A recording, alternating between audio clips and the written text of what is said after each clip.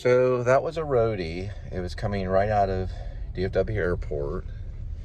And it's $3 if you forget to put the little, you know, the button on it. I forgot the name of the button on it though. It's like a compensate or something. They do it for for parking and tolls.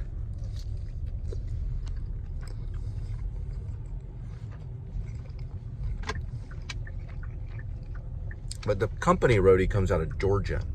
It's a Georgia company.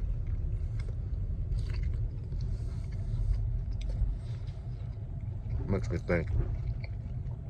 But anyway, so after that, if you don't put the compensation down, you get a whopping $6 for about 9 miles or so coming out of DFW Airport.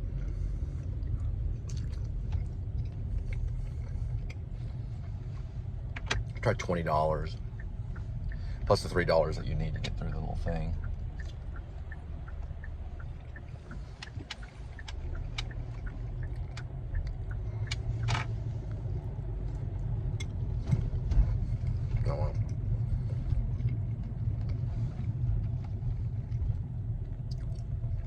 But I don't know. I think they could just, if they made it $1 a mile, then everybody do it. But people aren't gonna do that for that amount, really. Just my opinion. I could be wrong, but.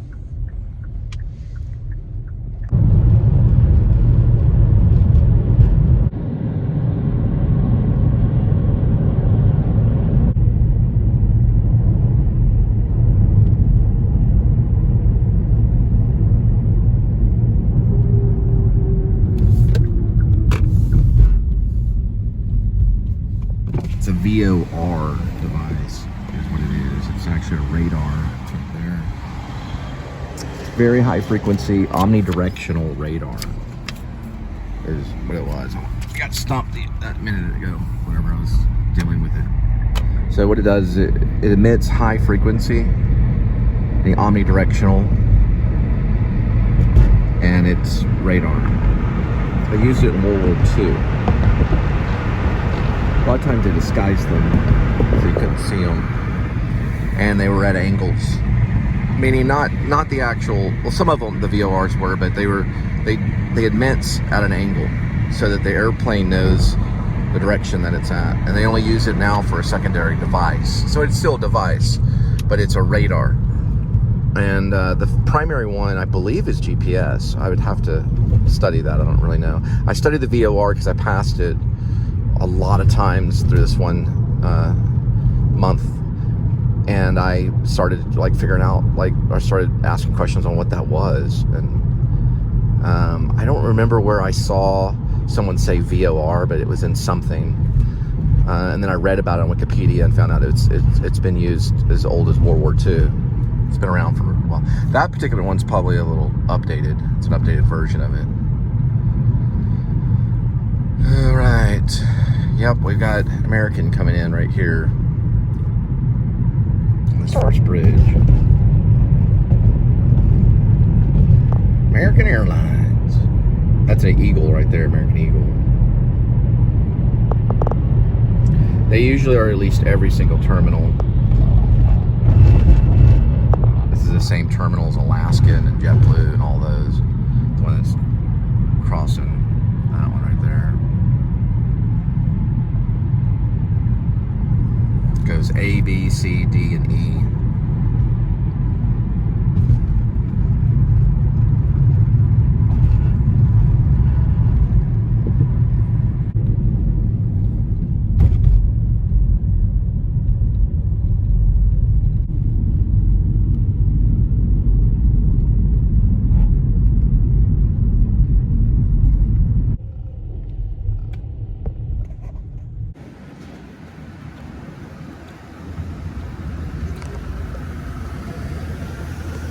Great guys coming out of Seattle and just talking about Chime. They're big fans of Chime because you get your money 3 days early and you can hook multiple accounts to it, which I think is kind of cool. It's kind of like a bank. I've heard a lot about Chime. I haven't really tried them, but I know a lot of people that do, and they do talk about it. Everybody talks about it. And pretty cool. You know, information, friends, stuff like that. They're here to go to the game. So they also, right next door to here, or where we're at right now, is the Wax Museum. La Quinta is located right next door. So if you want to go to the Wax Museum, you can fly in and stay at La Quinta right on the edge of Arlington, right here. And Wax Museum's a lot of fun. It's also Ripley's, believe it or not. During October, they do kind of like a haunted house or haunted version. It used to be the place to go if you want to go to the haunted house. But there it is right there. Ripley's, believe it or not. And book your birthday party there too.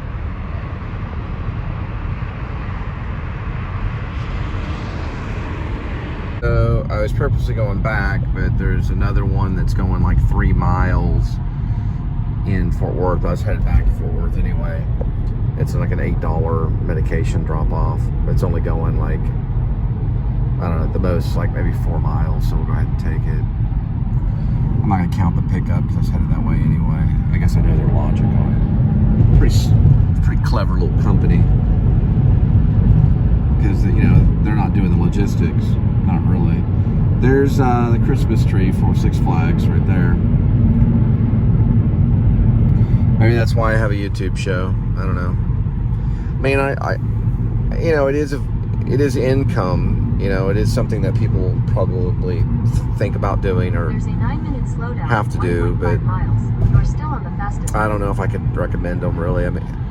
I mean, the only recommendation I would give for Roadie is that if something's close in your area and it's only going a few miles, and depending on what they're delivering, it might be worth it, you know.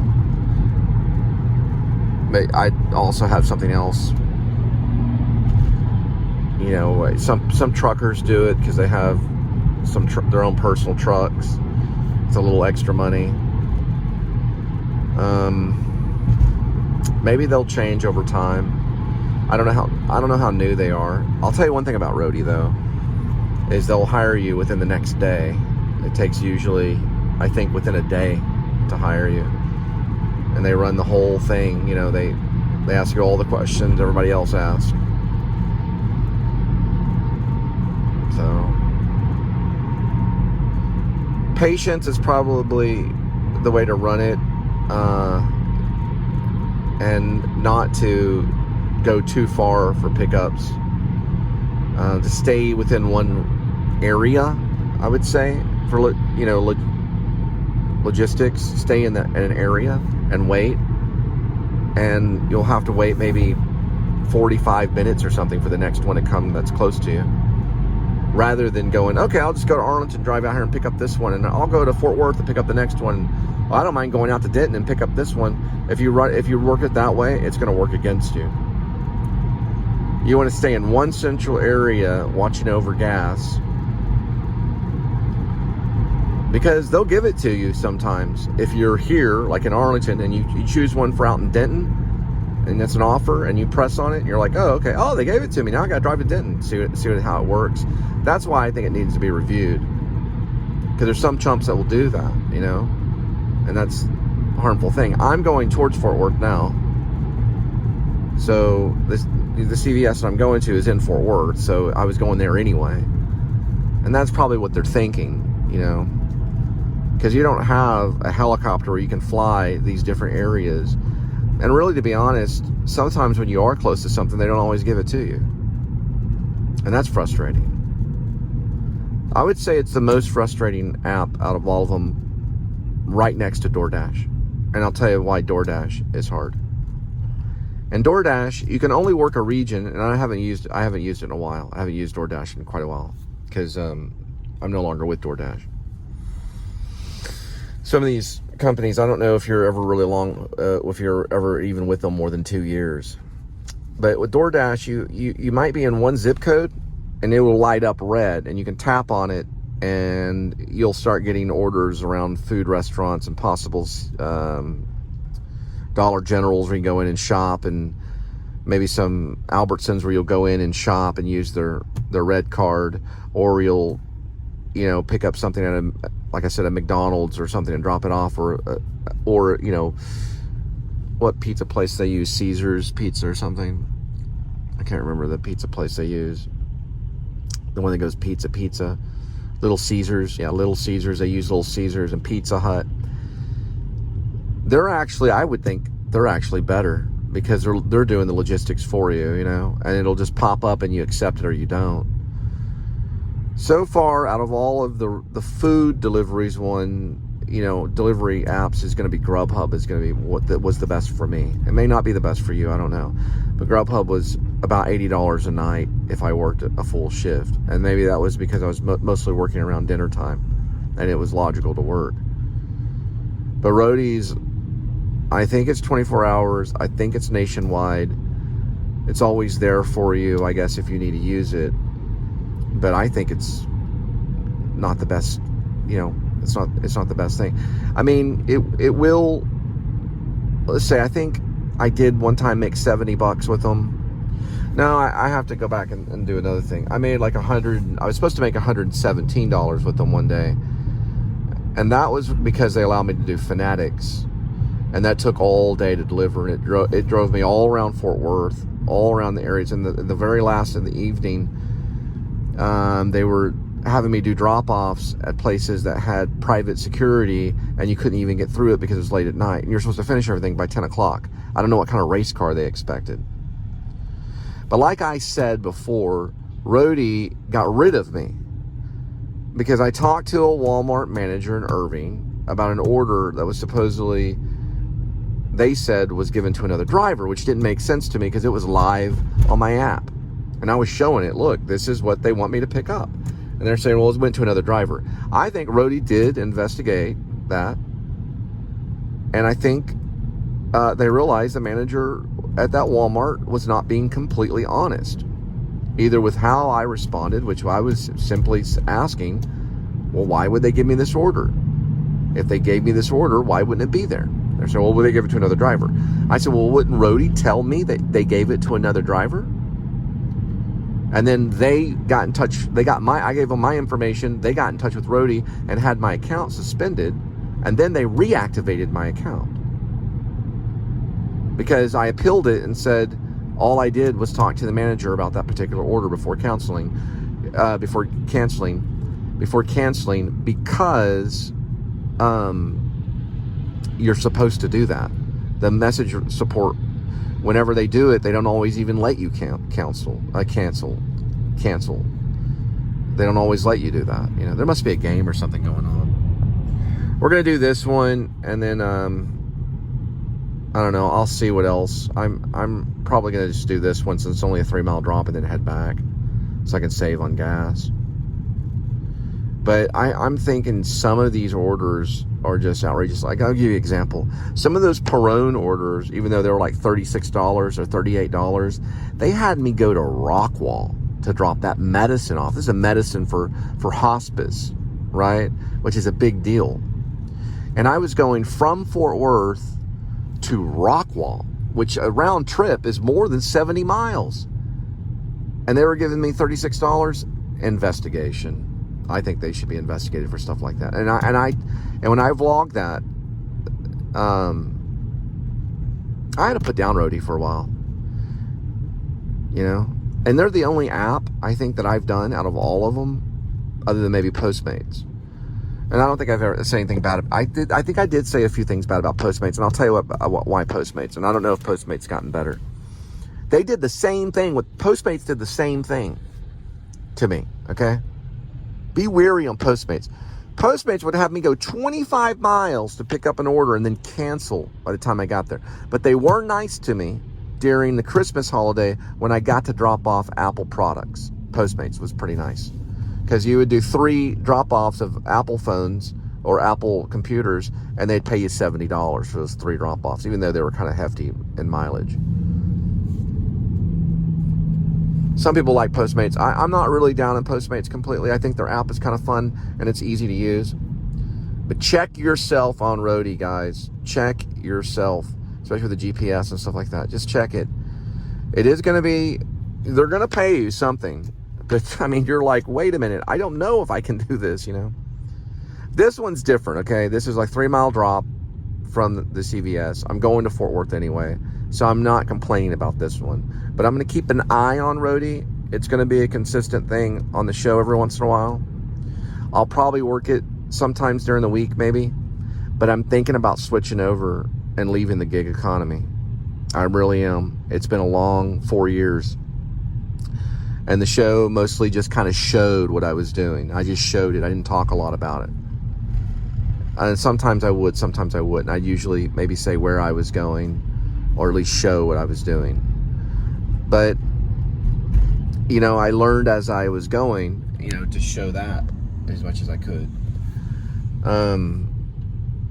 But, you know, if I leave the gig economy, that means I'll be working for a corporation, and I would only probably be able to say, like, probably general things about what I was doing. I know I can't be too specific. And I'm not going to give you the title of the company. But I can say that it would be a big, long drink of water to be able to do 9 to 5 for a while, if the money's worth it. To be able to find something a little more secure. It'd be a big drink of water, let me tell you that. Because knots in your stomach, the anxiety that you have to put up with, it's a tough, hard world. And look, I don't imagine anybody really having to do this. So people will do it for extra money, don't get me wrong, but no one's going to be able to do this like full time, at least they are being garnished. And what I want to do eventually, before all this is over, as an artist, I want to be able to maybe run for some type of either government figure. I don't know if it's going to be president or whatever it may be. But I want to monitor some of this stuff, because I don't think it's exactly capitalism. It's not capitalism to rip off your brother. It's not capitalism. You know, with some of this stuff, like Roadie, you know, and to watch over some of these people, because some people are out there naive, thinking they have, I got a real job and I'm doing this and stuff, and they have to argue. Now, Uber is an argument, because Uber, after all, Uber's $1 a mile. And that's what I would probably want to do, is on some of these gig economy jobs, and I know this sounds weird, but to lay down a rule. And it would knock a lot of people out of the game. I don't know if it would knock Roadie out of the game, but it might. And it may take me a long time to get there. But to do, listen, $1 a mile for gig economy. If you're going to employ a worker in the United States of America to deliver something, whether it be food or a tire from Discount Tires, or whether it be, I don't know, you know, mechanical equipment, that if you want to be a company and allow people to do that for you, you're going to have to go by $1 a mile policy. At least we move that up to $2 a mile. And these guys won't have to strike. And the people that are, you know, that are being garnished and stuff will still be able to maybe feed their families. All right. I don't want to get all Jimmy Hoffa, because I know what happened to Jimmy Hoffa. But what I'm trying to say is that what's wrong with that? $1 a mile is not asking too much. That means $1 a mile from at least the pickup point. That's fair to them and to the guy, to at least to the pickup point. And also to be able to write off these things where we have to drive to pick it up. That should be written off too, as well. That money should come back to the driver, and it's never come back to me. Now listen, I'm going to say one more last thing, okay? I know the government owes me money for being a driver for 4 years. I know they owe me money. But they're rejecting my tax return, and they don't want to pay up. There was one that I was supposed to get $9,000 back, because I had the kids for 2 months that year, and they didn't pay me for that. So listen, I know secretly, even though they're saying I owe them money, the whole child support thing, I know they owe me money. And that can be proven. Silver alert is coming out of Decatur. It's a VW Passat, BMN 7523 on license plate. Some old guy over 65, he got behind the wheel, or someone took him. I don't know, maybe another old guy took him, another old friend, or maybe it was a woman, I don't know. And a silver alert is when they're 65 years or older and you got behind the wheel. I don't think there's anything wrong with it. There's plenty of people that are older than 65 that are driving. Maybe a relative got worried. A message was sent out. We don't know the details. They can't give you the details. Call the authorities. They'll help them, you know. You don't want your relative that's a senior citizen that maybe got lost or went on an adventure. Maybe they were having flashbacks about Woodstock and they just need a kind soul to help them out. I'm not, the occupation doesn't make the person. This whole thing about police and cops and stuff, it doesn't make the person. Sometimes what people think is an oath, because as a Christian you're not supposed to take any oaths, but they do it every day in public school, whenever they pledge allegiance to the flag. You can't judge them no more than you can judge anyone else, really. But it's part of what we have to deal with as people and citizens. And there's law and order that's at hand, and we know because of things that's happened in Israel and all that kind of stuff that we need some type of, I guess I have to say, a militant force. I don't like saying I'm kind of a person for peace, but they're not always going to be harsh. If my relative was out there and they're older than 65, I wrote a story about it. It's called Silver Alert Kitty. I hope you can read it. It's under my pen name, Ash Cole. It's on my site, Fiction Press, and fan fiction. And actually, it's on Fiction Press. Sorry, under Ash Cole. If you go to fictionpress.com, Ash Cole. Silver Alert Kitty is kind of the introduction to the good one, which goes into Pet Taxi.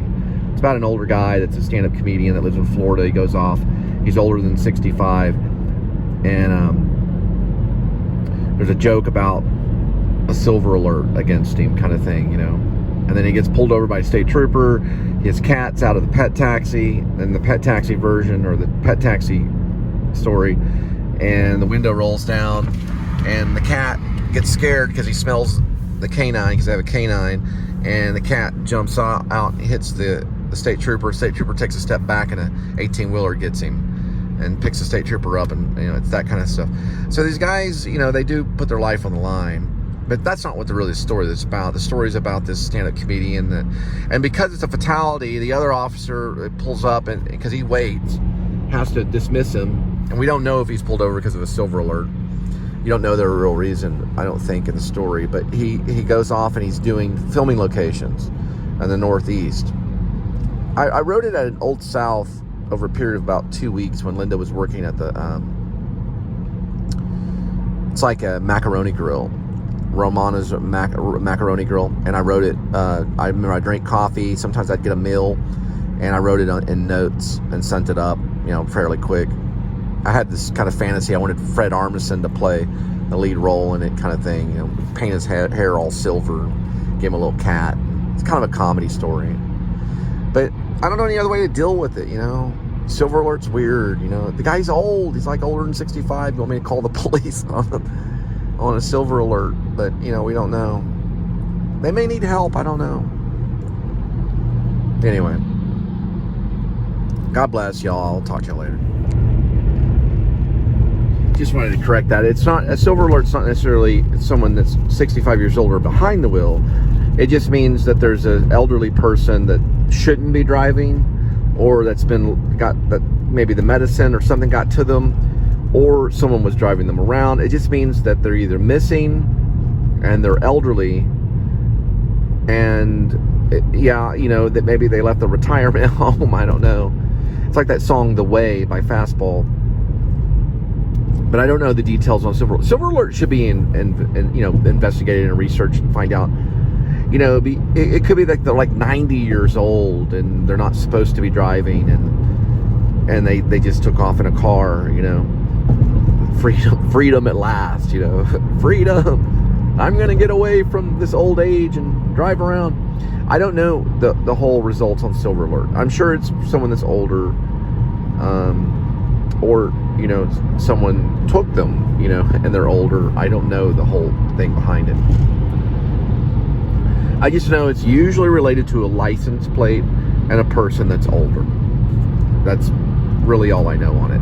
At least I do further research. But if you know anything about it and everything, it's probably they have mental issues and they're older. Maybe they're a little senile and they're behind the wheel. Leave a message, you know. Let's talk about it. Let's get make a comment. All right? Okay, cool.